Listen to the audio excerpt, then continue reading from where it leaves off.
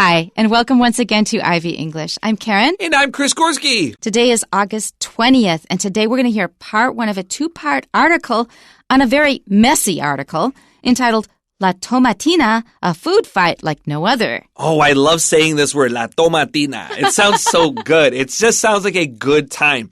It honestly sounds delicious, but I'm guessing these are some tomatoes that we're not going to want to eat because we are going to be taking these tomatoes, crushing them, and then throwing them at each other. And then scraping them off the street. Oh, I've watched a lot of videos of this, and as a younger man, this sounded like a dream come true. Unfortunately, I never went, and maybe today I would still participate, but I have less motivation than I did at the age of 20. To get smashed with very ripe tomatoes. Okay, let's jump into our article. Located in the picturesque mountains of eastern Spain, the small town of Buñol might appear to be just another idyllic place in the Spanish countryside. However, it is home to one of the world's most popular food fights. Each August, tens of thousands of people from all around the globe swarm into Buñol to take part in La Tomatina. On the last Wednesday of August, you will find the streets of Buñol full of people eagerly waiting to hear the blast of a cannon. This signifies the start of La Tomatina, an event where participants hurl thousands of pounds of tomatoes at each other. The streets become a free-for-all after truckloads of tomatoes are dumped into the town square. For an hour after the cannon is fired, people indulge in the festivity by pelting juicy tomatoes at each other. While there is no consensus on the origins of this festival, it is commonly believed to have begun during the mid-20th century. At the time, some young men wanted to join a parade to honor a religious figure in Buñol, but were forbidden to do so. They possibly became angry and began throwing tomatoes taken from a nearby vegetable stall at each other and other attendees. Many people enjoyed the impromptu tomato fight and decided to bring more tomatoes to the event to throw at people the following year.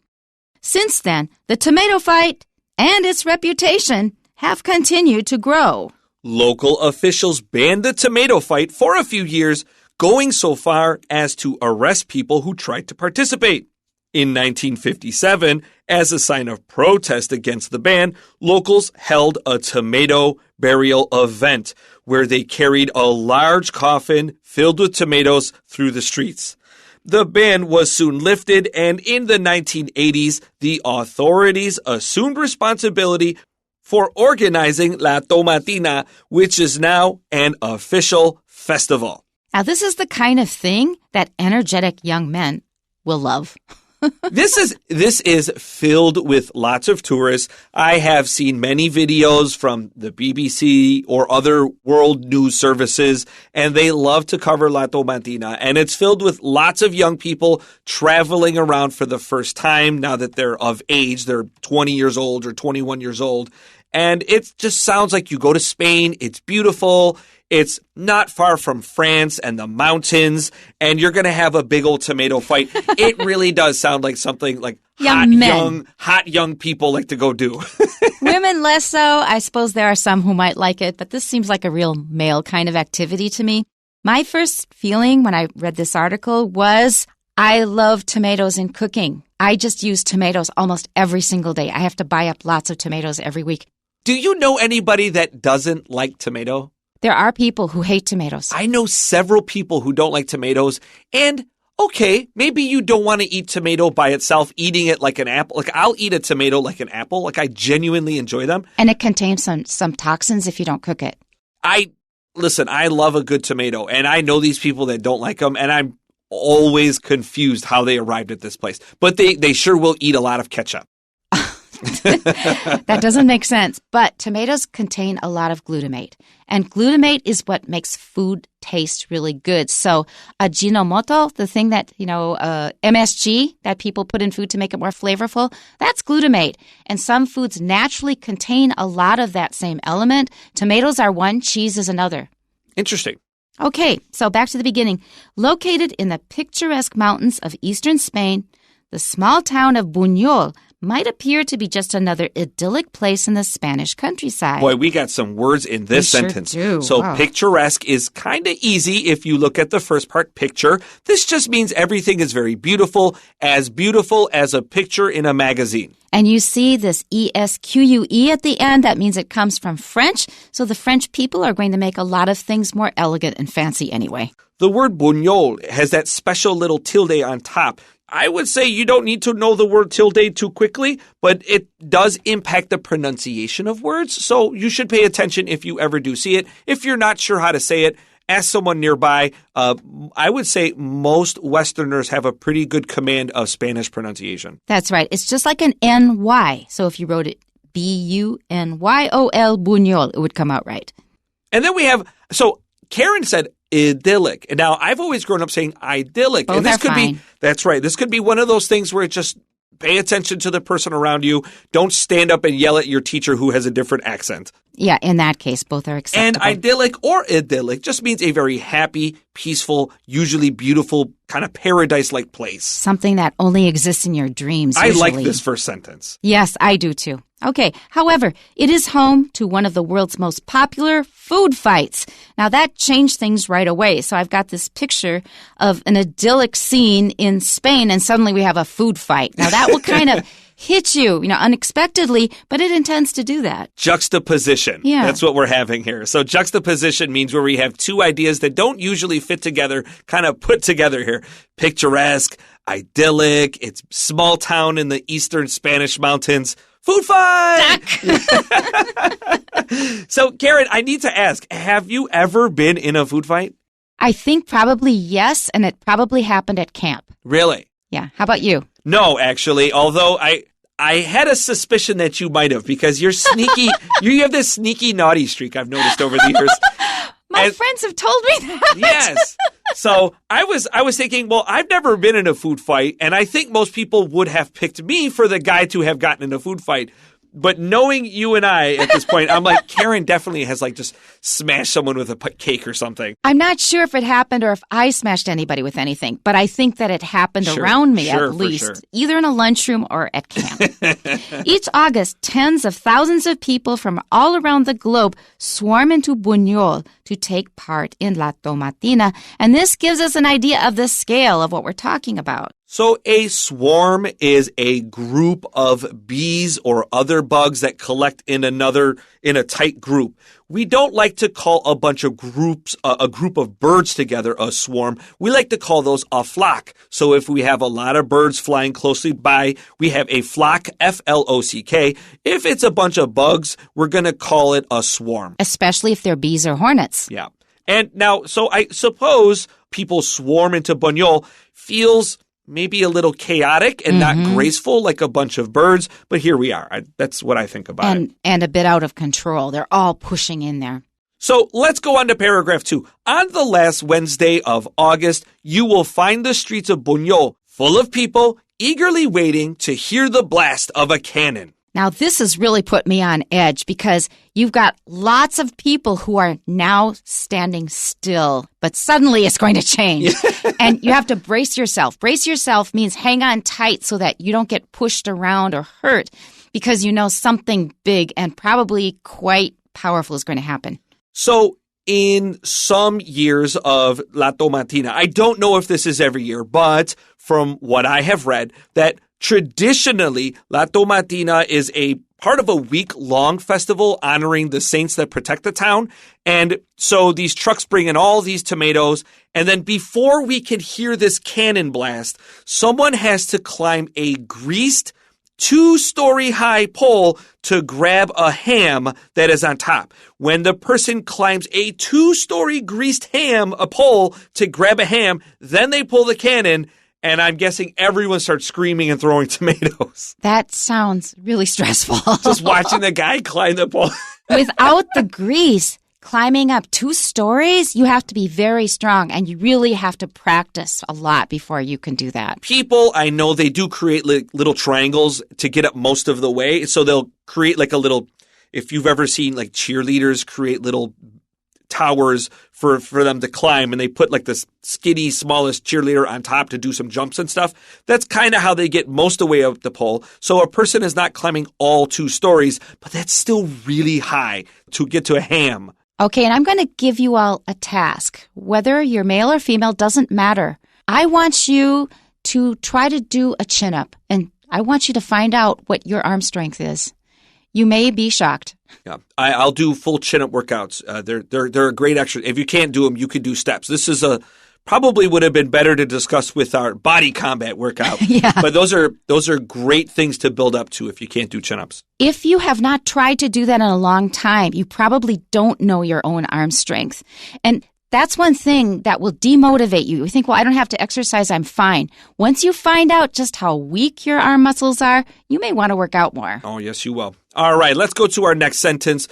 So the cannon blast. This signifies the start of La Tomatina, an event where participants hurl thousands of pounds of tomatoes at each other. I'm just thinking of all that tomato in my hair. I think you probably have to wear some kind of a hat to protect your hair. So pictures I've seen of people, they're dressed like swimmers usually. Oh, so they do have swim caps. A swim cap, that would help. Yeah, it helps a lot. Yeah. So when we hurl something it could mean to throw up, but it also means to throw something, especially something kind of heavy in another direction. And using a lot of strength to do it. This is not a gentle throw. The streets become a free-for-all after truckloads of tomatoes are dumped into the town square. When I see the word free-for-all, I think I have to get out of here. I am a female. I am no match for all those people out there who've been working out. So free-for-all. So I thought of something very similar, a chaotic thing. I wrote no rules on my paper here. Right. When something is free-for-all, really a little bit of strength goes a long way. Absolutely. And there are times where free-for-alls can be fun, but if you are a smaller person or a female, you should maybe be a little bit more aware. I agree with that. Or be with people that can protect you. And this has nothing to do with discrimination or equality. Men are more muscular. Men are generally stronger than women by quite a bit. So I would not want to compete with them. Let's continue. For an hour after the cannon is fired, people indulge in the festivity by pelting juicy tomatoes at each other. I love the verbs they're using here. First of all, hurl, which we have just talked about, and the verb pelt is very specific. That means you take something and you hit something with a lot of strength, and they're usually close, and the thing you're throwing probably is going to make a sound like pya. Yeah, it will splatter, it will smash against them. I agree. There are a lot of very colorful adjectives and verbs in this story, and I could really visualize what's happening here. And you're going to throw a lot of things in series, in sequence, right after the other without stopping. That's pelting. You just keep throwing. It doesn't stop. When we indulge, that means we're doing something too much. So it's not just having a piece of pizza. This is eating all of the pizza. This is indulging. It's not a piece of cake. You ate the whole cake. This is indulgent behavior, and you're doing too much. But indulging sometimes is a fun thing. For stuff like that, more than one bite for me is indulging. While there is no consensus on the origins of this festival, it is commonly believed to have begun during the mid-20th century. All right, the crux of it is coming up. So just before we get into our next part, I just wanted to take a moment and just remind everybody that tomatoes are not native to Europe and Asia. They're actually from North America. They're from Mexico. And people don't really realize that for most of human history, Europeans, Asians, and Africans did not have access to tomatoes, and many people in North America were kind of a little bit scared of eating them. They thought they were poisonous. That's because they belong to the nightshade family, and almost all the plants in that family are poisonous. That's right. Now, eventually, people did learn that you can actually eat them. In fact, the first English person to describe the tomato was in 1597. He explained them as beautiful but poisonous, but then weirdly, he also went on to say that the French and Italians like to eat them.